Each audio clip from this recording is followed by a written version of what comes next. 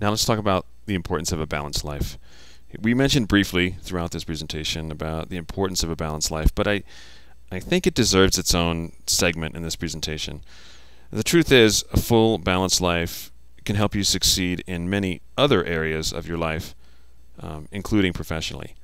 And you may not realize it, but you already have a huge support system surrounding you in your family and friends. The other people in your life, if cared for in the form of a healthy relationship, can add support and encouragement when needed. So take care of these relationships and don't only come around when you need some help. Having a balanced life means having exposure to the real world, and it helps connectivity and creativity. It's also good to take mental breaks. Vacations, time away, periods of time where you recharge your batteries are also really important. And being able to look at something from another perspective can add a layer of objectivity to your point of view. This is important for being able to spot something that might be maybe out of balance so that you can address it. Now, talking about balance, I wanted to talk to Michael Schwarz. Michael is a photojournalist. He's based in Atlanta. He's a co-founder of the Wedding Bureau, which is a group of photographers who early on led the photojournalistic style of wedding photography. He's also a photo coach with Blue Pixel, and he's a really hard-working and friendly person. When I first met Michael, he was a hardcore photojournalist, perhaps a little too focused on photojournalism. Today, he's found a more productive balance, so I thought he would be a great person to talk to about the notion of maintaining a balanced life. Okay, we're here with Michael Schwarz, all the way from Atlanta. Hi, Michael. Hey, Grover. And I want to talk to you all about the importance of maintaining a balanced life. I don't know if you remember this, but when I was a photo student at RIT, you were someone I really admired, and I somehow managed to convince you to take a look at my portfolio, my horrible portfolio. So I visited you in the photo area of the Democrat and Chronicle. I still can picture that in my mind. It was like the first big city newspaper that I'd ever seen. And you looked at my work and you promptly ripped me to shreds, and I deserved it. But the things you told me really helped. So 24 years later, can you believe it's been that long? I just wanted to say thanks. And also, back then, 24 years ago, you were a pretty hardcore news photographer who lived and breathed and slept and ate photojournalism. What's different about your life today? You're right. Back then, I was totally focused on growing myself as a photojournalist, almost to the extent of ignoring the rest of my life. And I think as I matured, I realized there's a lot more to life than just photojournalism.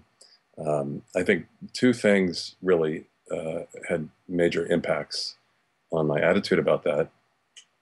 One was that I started reading about the personal lives of some of the photographers that I consider to be my heroes, and I even started meeting some of them. And I realized pretty quickly that many of them were so totally focused on their careers to the extent that it really negatively impacted their family lives. There are a lot of divorces and screwed up kids in the orbit of the world of photojournalists. Some of the folks that I met were extremely successful in their careers, but extremely unsuccessful in their personal lives. And I don't know why, but in college and when I was just starting out, I never even thought about that. I was just thinking about the work part of it. So it got me questioning, first of all, whether I really wanted to keep doing photojournalism or whether I wanted to modify it in some way. And then in the late 90s, I had a child, and that changes everything. Forced me into making some really hard decisions about my career, and eventually I decided that there was a happy compromise, and I needed to scale back some of my early dreams and goals, and just try to have a more balanced life. I wasn't really interested anymore in traveling around the globe and being gone from home for weeks or months at a time. And I was much more interested in the mundane things of life, like picking up my daughter from school and just trying to have an ordinary, non-dramatic life. Um, so I guess these days, the compromise that I have is I still do a bit of editorial work for some national publications, but even those assignments are usually pretty simple local jobs. More of my work is commercial and corporate oriented, and I do some wedding work and I do workshops and training and that kind of thing. And I still do a little bit of travel, but it's not extreme and it's always well planned out way in advance. Something that really motivated me back in my college days and in my early years as a photographer was a quote that I had read from the great social documentarian Lewis Hine. And he said that he chose to photograph the things that needed to be changed and the things that needed to be appreciated. And that really inspired me. And I think when I was just starting out and full of fire and wanting to change the world, that I was really focused on, the injustices in the world and the things that needed to be changed. Now I think I'm much more focused on the things that need to be appreciated, the wonderful things in the world and the many people, both known and unknown, that are just doing really great, fantastic things. Okay. Now I'm doing this top 10 list. I'm asking everybody this similar question. So if I were to ask you to come up with a top 10 list of things that people should do to help themselves establish a balanced life earlier on in their career, what would be on that list? Ooh, 10 things. Well, let's see. Well, first, I think you don't have to feel like you have to be working all the time. I know, especially when you're first starting out, you want to work really hard and you want to make a name for yourself and find your place in the world. But you got to take time off to de-stress. At some point, working all the time becomes counterproductive. You have to be open to change. You don't feel like you have to become a photographer. If it's not working out, or if somehow in the back of your mind you're thinking, it's not what I thought it was going to be. It's okay to change, and you're going to change, and you're going to grow as a person. And you may grow out of it. You may just feel like you're better off doing something else. And if that happens, you shouldn't think of it as being a failure. I have a number of ex-photographer friends, and I think they are all happier in their current incarnation than they were when they were photographers. Let's see, a few other things. Well, you got to have other interests and other hobbies other than photography that give you joy and pleasure.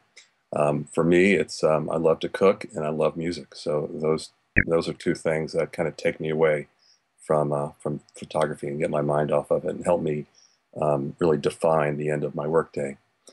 What I said before about reading, I think that's really important that you read and not just photo books, other books. Sort of in the same vein, I think it's real important to have an understanding of world events and develop opinions about them. One thing I think that's real important, and this is kind of difficult, is to not shoot those soul-killing assignments that deep in your heart you really don't want to be doing.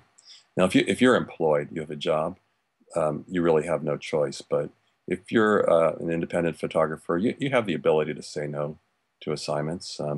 It may not be so easy to do these days when assignments are hard to come by, and the economics of the photo industry aren't as friendly as they used to be. It can be tough to say no to any job, but I really think you don't want to be shooting stuff that makes you feel bad, makes you feel, I don't know, slimy or something.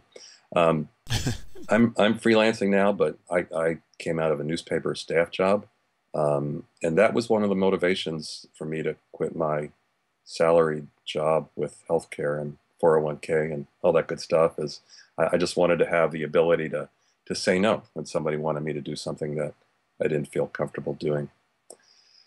A few other things. Well, I think you have to feed your spiritual side, and it could be your religious faith or something else that drives that spirit in you. I think that's a real important part of maintaining a balanced life. Got to take care of your physical self. You got to try to stay healthy, eat well, and exercise. Be mindful of your family. Don't ignore them, and don't expect them to make unreasonable sacrifices so you can advance your career. And then one other thing that I think, I don't know, this may be the most important of all, is I think um, you need to have a personal project going all the time. Something that you're shooting that really interests you, regardless of whether it's publishable or marketable, or really what anybody else might think about it. Something that really fulfills you. So I think that's 10 things. I was checking off the numbers. Well, thanks a lot for your time. I really appreciate all the information and your willingness to participate in this little project, and I hope to run into you soon. Oh, it's my pleasure, Grover. I hope to see you again soon too. What are the takeaways for this presentation? What do all these photographers have in common?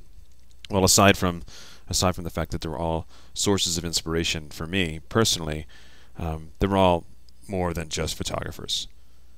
They're all honest with themselves, and they all pursue personal projects. They're all willing to take chances, and they aren't afraid to try new things or even to fail. They learn from their mistakes, and by doing all these things, they inspire other people and people like me. Remember, in addition to learning photography skills, you also need to learn to give yourself what it is that you need to remain inspired and motivated. This is something that you really need to give care and feeding to throughout your career. This takes energy, it takes practice, and it takes self-confidence, but really, anyone can do it. You can be inspired, and you can inspire others. So, we made it to the end of the presentation. Congratulations. And this presentation, by the way, is being recorded. The video will be available within a few days on the Mac on Campus website and the PhotoShelter student page. The URLs are listed here for that. Now, if you have any questions, Andrew, he will remain on the line for a little bit longer, but otherwise, you can always email me directly. My email is grover@photoshelter.com. Or you can send a message to us on Twitter at PhotoShelter, and me personally is at HeyGrover.